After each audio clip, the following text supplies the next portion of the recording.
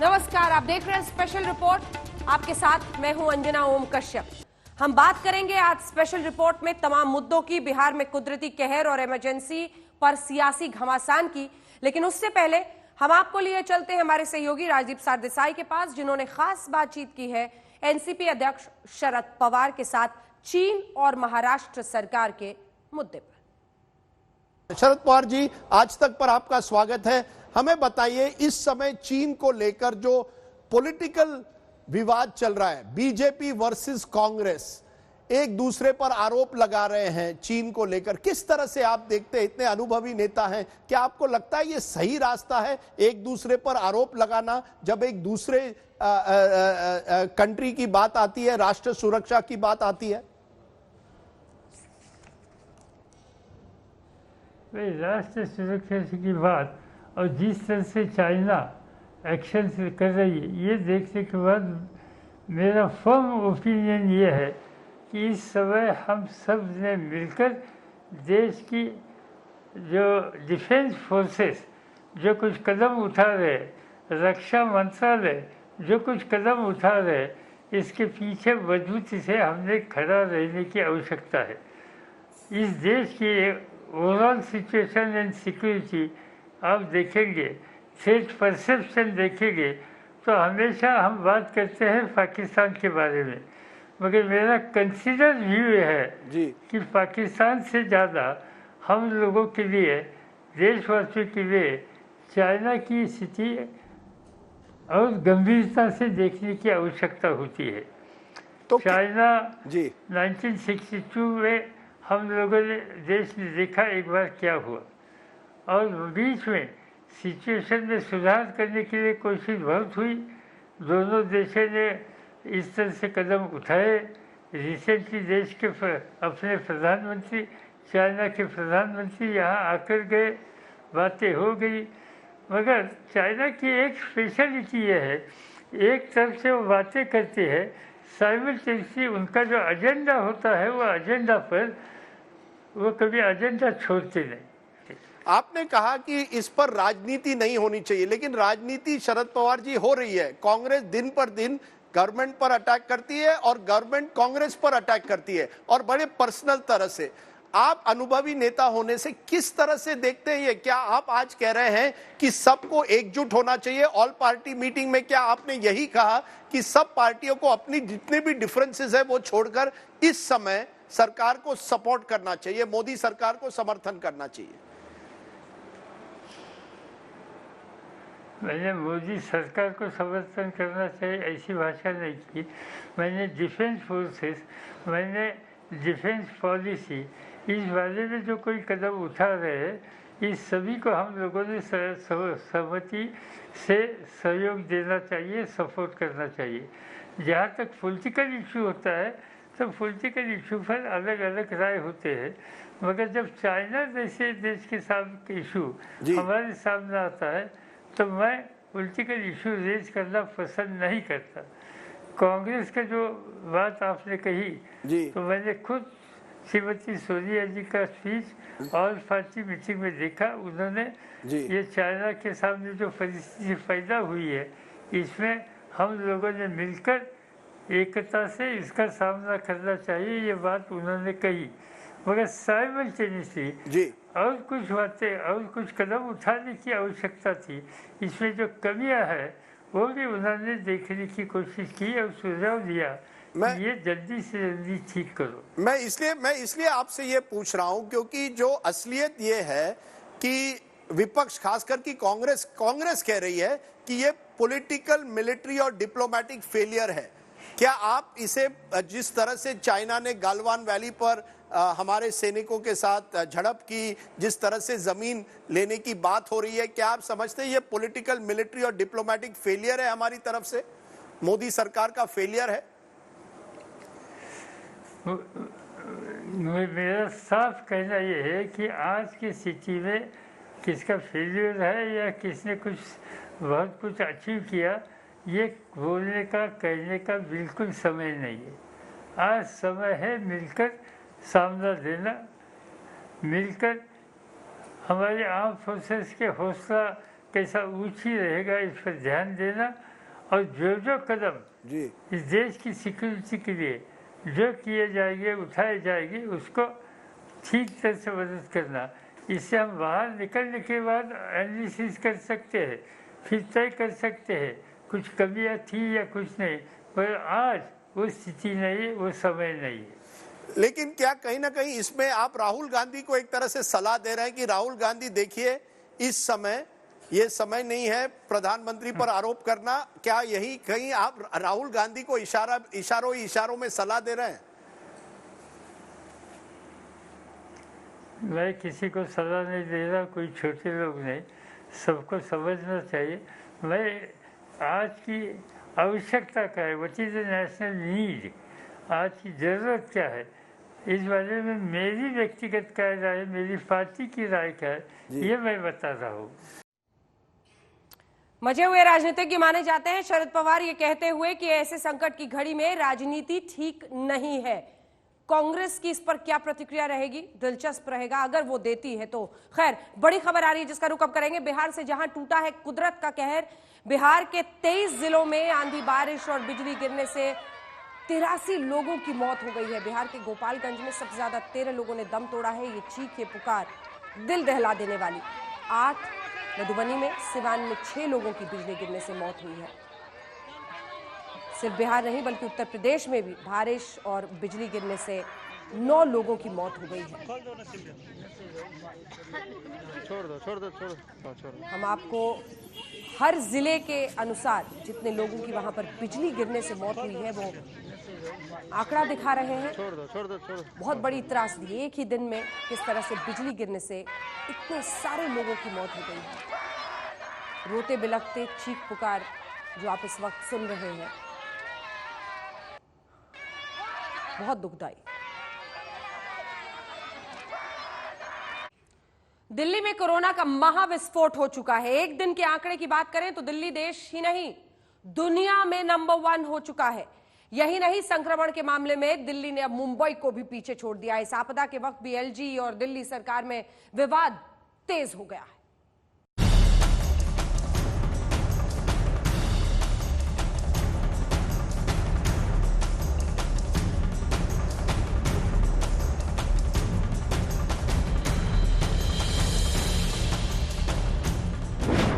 दिल्ली में कोरोना का महाविस्फोट।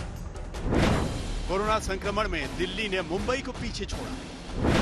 Global corona hotspot की तरफ बढ़ी दिल्ली।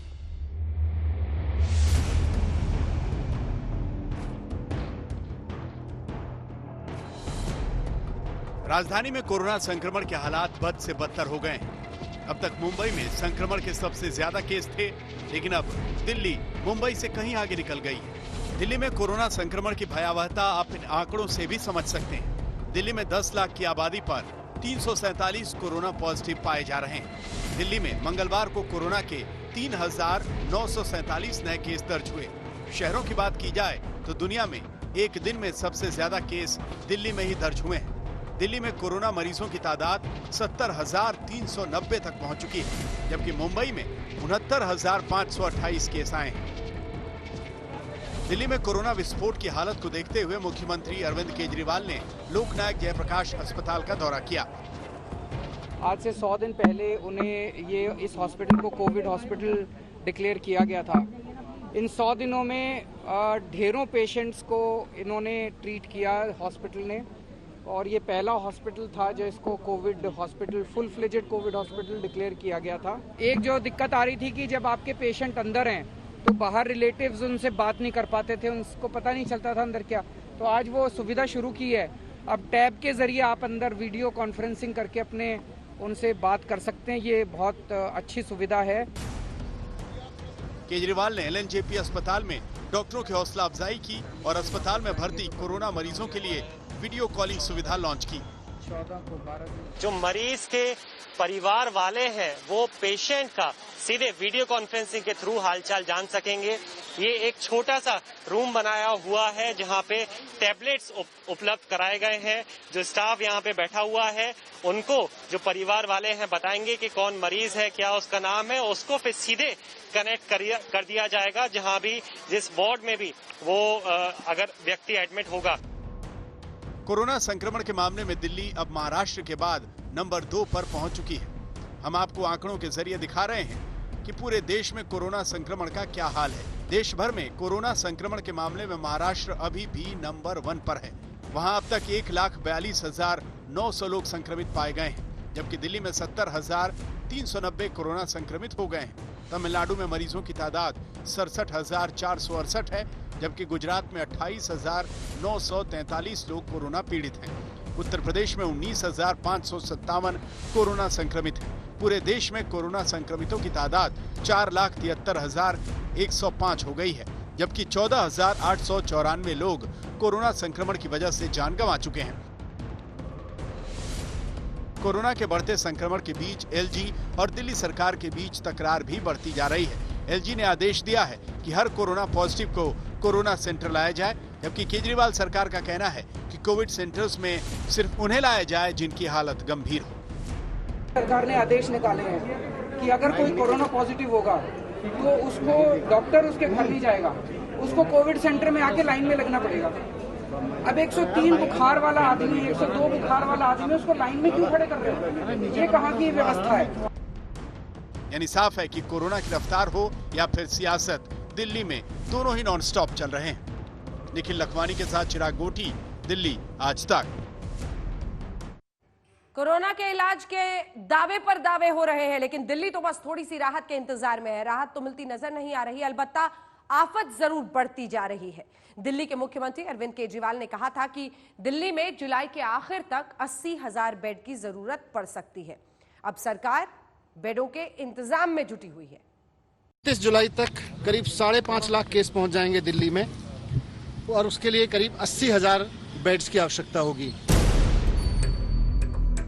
अब इसे हुक्मरानों की नाकामी कहें या फिर कोरोना का कहर, जैसी आशंका दिल्ली सल्तनत ने जताई थी, राजधानी में कोरोना संक्रमण उसी राह पर चल पड़ा है। टेस्टिंग बढ़ते ही दिल्ली में कोरोना के आंकड़ों में उछाल आ गया। दिल्ली में हर दिन होने वाली टेस्टिंग 17 जून को 8,093 थी। उस रोज 2,414 संक्रमित सामने आए थे। 23 जून को टेस्टिंग बढ़ाकर 16,952 तक पहुंच गई। 23 को 3,947 संक्रमित सामने आ गए। 24 जून को दिल्ली में 19,059 लोगों के टेस्ट हुए हैं, जिनके नतीजों का इंतजार है। दिल्ली सरकार राजधानी में बेड बढ़ाने में लगी हुई है, क्योंकि सरकार ने खुद अनुमान लगाया है कि जुलाई के आखिर तक दिल्ली को 80,000 बेड की जरूरत पड़ सकती है। दिल्ली सरकार ने 40 होटलों को कोविड सेंटर बनाने की योजना बना ली। इसके अलावा 77 बैंक्वेट हॉल को कोरोना हेल्थ केयर सेंटर में तब्दील करने की योजना है। यही नहीं, रेलवे कोच में भी कोरोना सेंटर बनाने की शुरुआत की जा चुकी है। फिलहाल दिल्ली के अस्पतालों में कुल 13,411 में से 6,203 बेड भरे हुए हैं, जबकि 7,208 बेड खाली हैं। दिल्ली के एलएनजेपी अस्पताल के सामने एक बैंक्वेट हॉल में 100 बेड का कोविड सेंटर तैयार किया गया है। आज मुख्यमंत्री अरविंद केजरीवाल ने इसका दौरा किया। इस वक्त मैं एलएनजेपी के बिल्कुल सामने मौजूद हूँ। दरअसल यहाँ पर एक ट्रीटमेंट सेंटर दिल्ली सरकार की तरफ से बनाया गया, साथ में जो डॉक्टर्स फॉर यू जो एसोसिएशन है उनका सहयोग है। यहाँ पर जो फैसिलिटी दी गई है, यानी कि जो पेशेंट्स जिनका ऑक्सीजन लेवल कम होगा उनको यहाँ पर ट्रीट किया जाएगा। और बाकायदा आप देखिए यहाँ पर तमाम ऑक्सीजन सिलेंडर्स खरीद रहे हैं। यहाँ पर भी जो ऑक्सीजन मशीन बोलते हैं, नेबुलाइजर इसमें यूज होता है, ऑक्सीजन सिलेंडर की तरह काम करती है। दिल्ली के छतरपुर के राधा स्वामी आश्रम में 10,000 बेड का कोविड सेंटर बनाया जा रहा है, जो एशिया का सबसे बड़ा कोविड सेंटर होगा।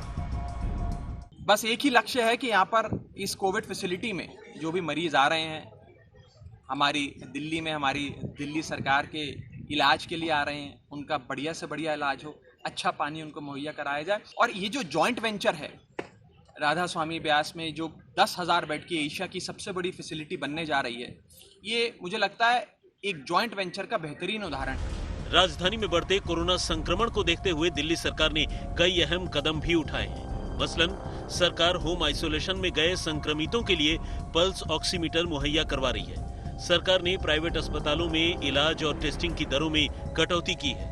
27 जून से 20,000 लोगों की टेस्टिंग होगी। अभी तक ये खतरा मुंबई पर था, लेकिन जिस कदर दिल्ली में कोरोना के मामले लगातार बढ़ते जा रहे हैं, अब ये खतरा दिल्ली में आ गया है। बेशक सरकार कहे सब ठीक है, लेकिन इस कदर कोरोना के मामलों का बढ़ना कहीं आने वाले और खतरे की तरफ इशारा तो नहीं कर रहा है। दिल्ली में कोरोना संक्रमण की रफ्तार तो तेज है, लेकिन राहत की बात यह है कि यहाँ रिकवरी रेट भी अच्छी है।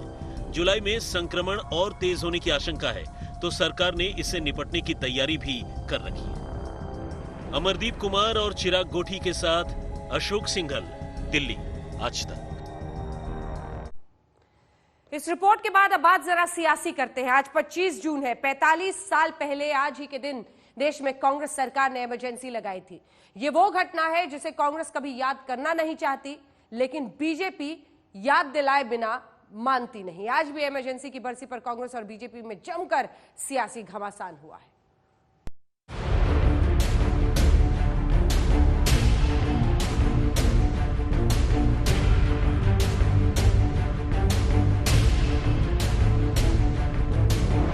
एक बार फिर इमरजेंसी की सालगिरह आई और एक बार फिर निशाने पर कांग्रेस आई। इमरजेंसी की 45वीं बरसी पर बोहनी खुद प्रधानमंत्री नरेंद्र मोदी ने की। अपने ट्वीट में मोदी ने लिखा, आज से ठीक 45 वर्ष पहले देश पर आपातकाल थोपा गया था। उस समय भारत के लोकतंत्र की रक्षा के लिए जिन लोगों ने संघर्ष किया, यातनाएं झेली, उन सबको मेरा शत शत नमन। उनका त्याग और बलिदान देश कभी नहीं भूल पाएगा।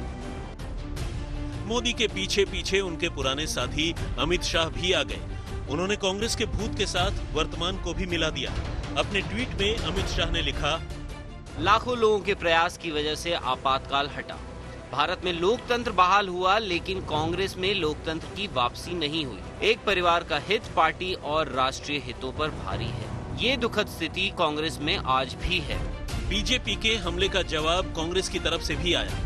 रणदीप सुरजेवाला ने अपने तीखे ट्वीट में लिखा, नेहरू गांधी के प्रति आपकी घृणा क्यों है? सवाल उससे भी होना चाहिए जिन्होंने अपने गुरु और साथी को जबरन रिटायर और अपमानित करके पदों पर कब्जा कर लिया। एल.के. आडवाणी, एम.एम. जोशी, केशुभाई पटेल, कलराज मिश्रा, सुषमा स्वराज, हरेन पांड्या, संजय जोशी, लिस्ट बहुत लंबी है। कांग्रेस बीजेपी में इमरजेंसी पर सिर्फ ट्विटर की चिड़िया ही नहीं उड़ी, जमीनी टक्कर भी जोरदार हुई। जिस तरह से लोगों को नियंत्रित किया गया, किसी को बोलने की आजादी नहीं, लिखने की आजादी नहीं और विरोध के निर्णय के देने की भी आजादी नहीं थी। लेकिन क्या कांग्रेस पार्टी के चरित्र में कोई बदलाव हुआ है? अभी भी वही हाल है, अभी भी वही दरबार संस्कृति।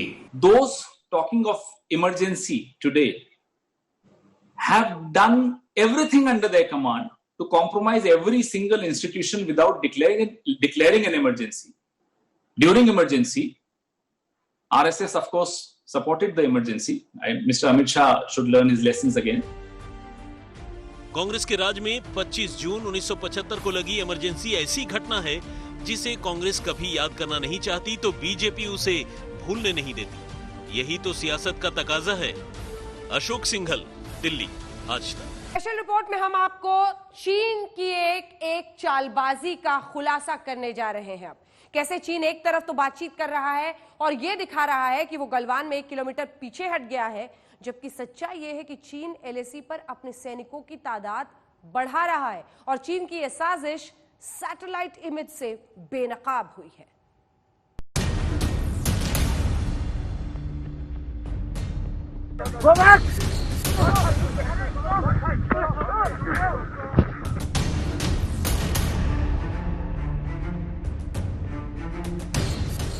गिरगिट से भी कोई तेज रंग बदलता है तो वो है चीन। दुनिया में धोखेबाजी का अवार्ड अगर किसी मुल्क को दिया जाए तो यकीनन चीन उसमें बाजी मारकर ले जाएगा। जैसे ही भारत चीन को अपनी ताकत दिखाता है, चीन बातचीत और समझौते का नाटक शुरू कर देता है, लेकिन अंदर ही अंदर चीन अपनी कारगुजारियों में लगा रहता है। आज हम आपको चीन का वो सच दिखाने जा रहे हैं जिससे चीन की सारी चालें बेनकाब हो जाएंगी। यकीन मानिए, चीन की धोखेबाजी और दगाबाजी का सारा मुखौटा उतरकर सामने आ जाएगा। क्या फिर से कोई नई चाल चल रहा है चीन? गलवान घाटी में चीन ने अपने कदम पीछे खींच लिए। गलवान घाटी में चीनी सैनिक और उनकी गाड़ियां कम हुई। गलवान घाटी में झड़प वाली जगह से 1 किलोमीटर पीछे गई चीनी सेना। गलवान घाटी से आई प्रारंभिक जानकारी के मुताबिक चीन ने अपने अतिरिक्त सैन्य बलों की संख्या और गाड़ियों में कुछ कमी की है। कुछ सैनिकों और गाड़ियों को लगभग 1 किलोमीटर पीछे किया है। सेना अब मानव रहित टोही विमान और अपने सैनिकों के जरिए इस बात की पुष्टि करने का प्रयास कर रही है, क्योंकि प्रश्न यही, क्या चीन पर भारत भरोसा कर सकता है? लेकिन चीन अपनी इसी मक्कारी और दगाबाजी के लिए जाना जाता है। जैसे ही LAC पर भारत ने अपनी त्रिशक्ति दिखाई, भारत के आर्मी चीफ और वायुसेना प्रमुख ने LAC का दौरा किया, चीन को समझ में आ गया कि मामला गड़बड़ है। चीन ने फौरन बातचीत करके अपनी सेना के कदम 1 किलोमीटर पीछे खींच लिए और यही चीन की सबसे बड़ी चाल है, जिसके बहकावे में भारत अब आने वाला नहीं है। के बीच में कोर कमांडर लेवल के बातचीत के बावजूद चाइना बजाय डीएस्केलेशन के वास्तव में अपने ट्रुप्स को और बड़े पैमाने पर उसने जमा कर दिया है। वो तमाम फ्रिक्शन पॉइंट्स पर Daulat Beg Oldi, hot spring, Galwan valley, Pangong Tso lake, Demchok और उसके अलावा लाइन ऑफ एक्चुअल कंट्रोल के कई और जगहों पर भी उसने बहुत बड़ा जवाबड़ा कर दिया है। चाइना वास्तव में कहता कुछ है और करता कुछ है। वो डिसीट में, धोखेबाजी में बिलीव करता है, स्लाइसी में बिलीव करता है, कंसीलमेंट में बिलीव करता है और हिंदुस्तान को बड़ा चौकन्ना रहना पड़ेगा। किसी भी प्रकार से हमारी सरकार या हमारी फौज उसको ट्रस्ट नहीं करना चाहिए, क्योंकि चीन की अब तक की सबसे बड़ी धोखेबाजी और दगाबाजी की गवाही हमारे 20 जांबाज सैनिकों की शहादत रही है। 15 जून को गलवान घाटी में खूनी झड़प के बाद चीन ने कई बार पैंतरेबाजी दिखाई है और ये हैं चीन की धोखेबाजी के सबूत। LAC से आ रही सैटेलाइट इमेज इसका खुलासा कर रही है। भारत और चीन सेना के बीच तनाव खत्म करने को लेकर बातचीत के दौरान भी ड्रैगन दोहरी चाल चल रहा है। चीन ने ईस्टर्न लद्दाख की गलवान घाटी में नए कैंप का निर्माण किया है। ये कैंप ठीक उसी जगह बना है जहां 15 जून को भारत और चीन की सेना के बीच संघर्ष हुआ था। भारतीय सेना को यह बात साफ हो गई है कि चीनी सेना की कथनी और करनी में जमीन आसमान का फर्क है। सेना प्रमुख जनरल मनोज मुकुंद नरवणे के लेह दौरे के बाद चीनी सेना गलवान के कुछ इलाकों में अपनी कुछ टुकड़ियों को पीछे हटने की बात कर रही है, जबकि दूसरी तरफ दौलत बेग ओल्डी इलाके में चीनी सेना अपनी तैनाती को और मजबूत बना रही है। ऐसे में भारतीय सेना चीन के खिलाफ किसी भी मोर्चे पर अपनी सैन्य तैयारियों में कोई कोर कसर नहीं छोड़ना चाहती। पूर्वी लद्दाख में पेंगोंगसो, गलवान घाटी और कई दूसरे स्थानों पर सेना की तैनाती देखी जा सकती है। भारत के कड़े विरोध के बावजूद चीन की सेना ने एक बार फिर पेट्रोलिंग पॉइंट 14 के आसपास कुछ ढांचा खड़ा किया है। पेंगोंगसो और गलवान घाटी के अलावा दोनों सेनाएं देमचौक, गोगरा हॉट स्प्रिंग और दौलत बेग ओल्डी में भी आमने सामने हैं। चीन ने पेट्रोलिंग पॉइंट 14 तक आने के लिए एक सड़क का भी निर्माण किया है। सैटेलाइट इमेज से इसका खुलासा हुआ है कि चीन ने नदी के किनारे किनारे धारा के प्रवाह को रोकते हुए सड़क बनाई है। इस सड़क के किनारों पर चीनी सेना के कई आउटपोस्ट भी नजर आ रहे हैं। वहीं चीन की भारी मशीनरी भी दिखाई दे रही है। जिस तरीके से डेप्सांग प्लेन में और देमचौक के इलाके में उसकी हरकत देखी जा रही है, ये साफ जाहिर होता है कि चीन कहता कुछ और है और करता कुछ और है। सूत्रों के मुताबिक गलवान घाटी और पेंगोंगसो के बाद अब चीन दौलत बेग ओल्डी में भी भारतीय सेना की गश्त में बाधा डाल रहा है। चीन ने दौलत बेग ओल्डी और डेस्पोंग सेक्टर के पास अपने तंबू गाड़ दिए हैं। वहां चीनी सेना के बेस में हलचल तेज हो गई है। जून की सैटेलाइट तस्वीरों में इसका खुलासा हुआ है। वहां चीन के किसी भी दुस्साहस का जवाब देने के लिए भारतीय सेना ने अपनी स्थिति मजबूत कर ली है।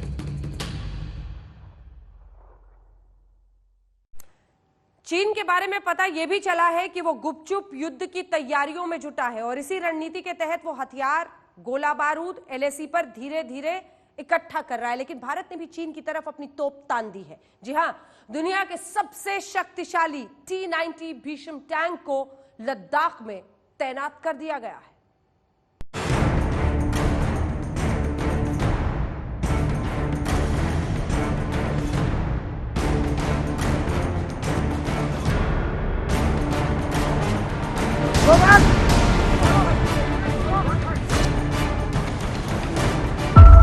मुंह में समझौता, बगल में साजिश, यही है चालबाज चीन का असली चेहरा।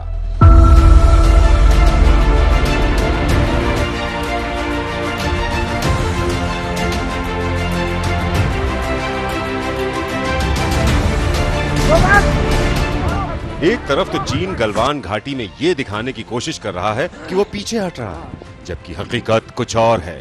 सूत्रों की माने तो चीन LAC के इलाकों में अपनी सैन्य मौजूदगी भी बढ़ा रहा है। LAC से लगे 3 राज्यों अरुणाचल प्रदेश, सिक्किम और उत्तराखंड में लगातार चीन के सैनिकों की आवाजाही बढ़ गई है। आखिर क्या है चीन की प्लानिंग? क्या चीन गुपचुप युद्ध की तैयारियों में लगा है? क्या चीन LAC पर हथियार और गोला बारूद इकट्ठा कर रहा है? एक रिपोर्ट के मुताबिक अरुणाचल प्रदेश, उत्तराखंड और सिक्किम में LAC पर चीनी सेना अपने जवानों के अलावा गोला बारूद और हथियारों में भी इजाफा कर रही है। लेकिन चीन धोखेबाजी और साजिश में एक कदम चल रहा है तो भारतीय सेना भी उसका मुंहतोड़ जवाब देने के लिए 2 कदम आगे चल रही है, क्योंकि गलती हमेशा एक बार होती है और वो गलवान में 20 सैनिकों की शहादत के बाद हो चुकी है।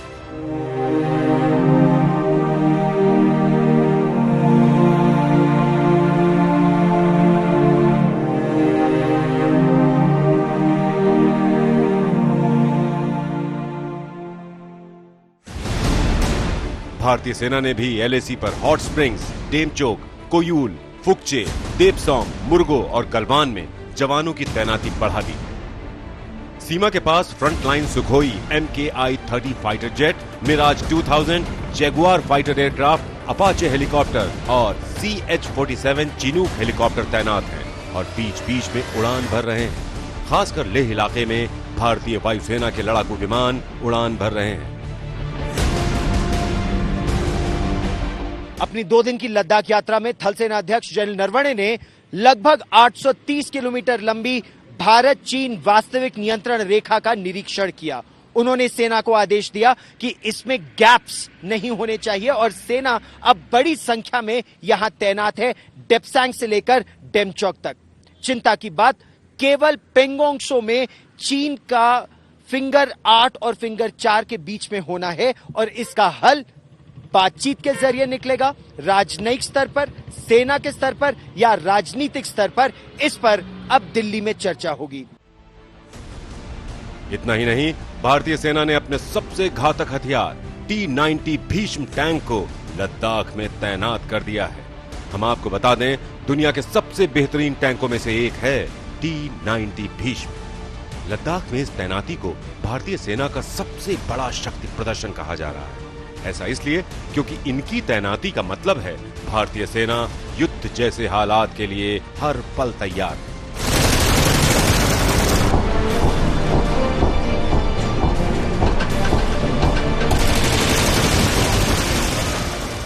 T-90 टैंक युद्धक टैंक है जिसकी रक्षात्मक प्रणाली शानदार है। जैविक और रासायनिक हथियारों से निपटने में सक्षम है। 1 मिनट में 8 गोले फायर करने की क्षमता रखता है। 6 किलोमीटर दूर मिसाइल लॉन्च कर सकता है।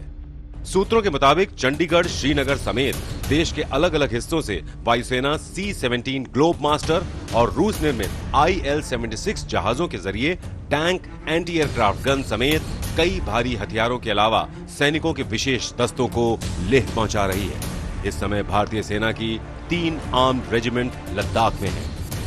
दरअसल लद्दाख का अधिकांश इलाका पहाड़ी और दुर्गम है, लेकिन चुशूल और डेमचोक जैसे कुछ समतल इलाके भी हैं जिनमें टैंक बहुत कारगर होंगे। लेह से गौरव सावंत के साथ आज तक ब्यूरो। खुफिया सूत्रों से खबरें ये भी है कि चीन भारत पर जैविक हमला कर सकता है। इसके अलावा पाकिस्तान ने अपना ईमान बेचकर चीन को जमीन दे दी है और इस जमीन का इस्तेमाल करके चीन भारत में गुजरात राजस्थान बॉर्डर पर खुफिया प्लानिंग कर रहा है।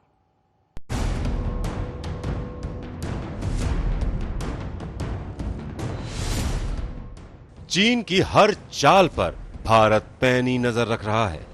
यही वजह है कि 15 जून को चीन ने जो विश्वासघात करना था कर लिया, लेकिन अब वो चाहकर भी कुछ नहीं कर पा रहा है।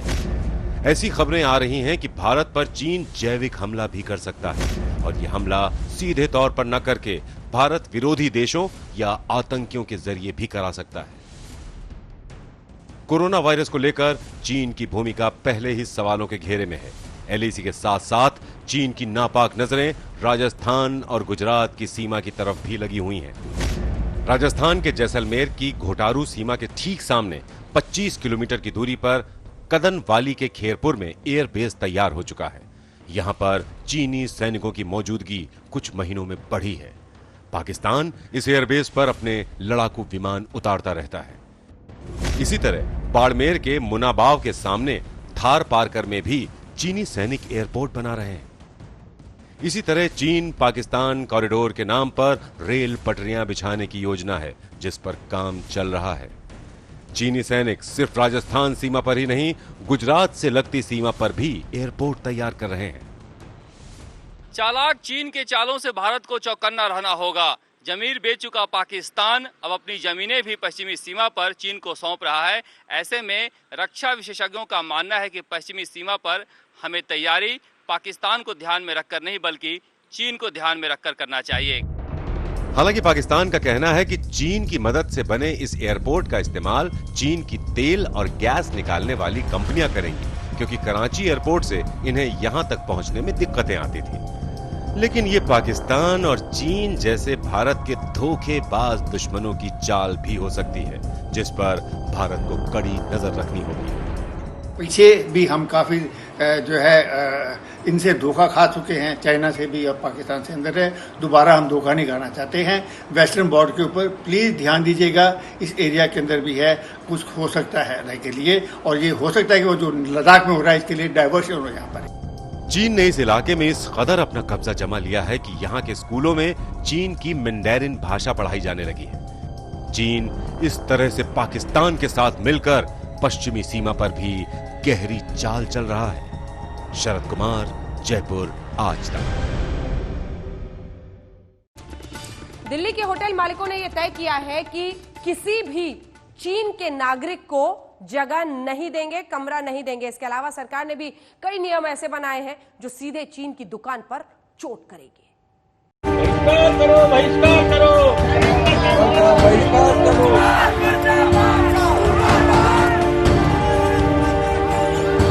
सरहद पर चीन की धोखेबाजी से जब भारतीय सैनिकों का खून बहा तो पूरा देश धधकने लगा। ये गुस्सा शांत नहीं हो रहा। शहर शहर लोग चीनी सामान के बहिष्कार का आह्वान कर रहे हैं।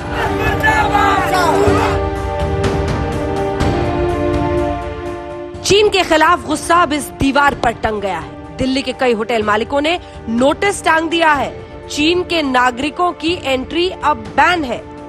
जो भी होटलों में चाइनीज प्रोडक्ट है हम लोग इसको बॉयकॉट करते हैं, जैसे कटलरी हो गई, कैटर्स हो गई, इलेक्ट्रॉनिक्स हो गई, और दूसरा हम लोग इनके गेस्ट को भी अलाउ नहीं करेंगे अपने होटल्स में। दिल्ली के करोल बाग होटल एसोसिएशन ने तो सभी होटल्स में चीनी नागरिकों को बाय बाय कह दिया है। दिल्ली में लगभग 3000 बजट होटल हैं और गेस्ट हाउस जिनमें लगभग 75,000 कमरे हैं। इन होटल्स ने चीनी सामान के बहिष्कार का ऐलान पहले ही कर दिया है। आज तक ब्यूरो।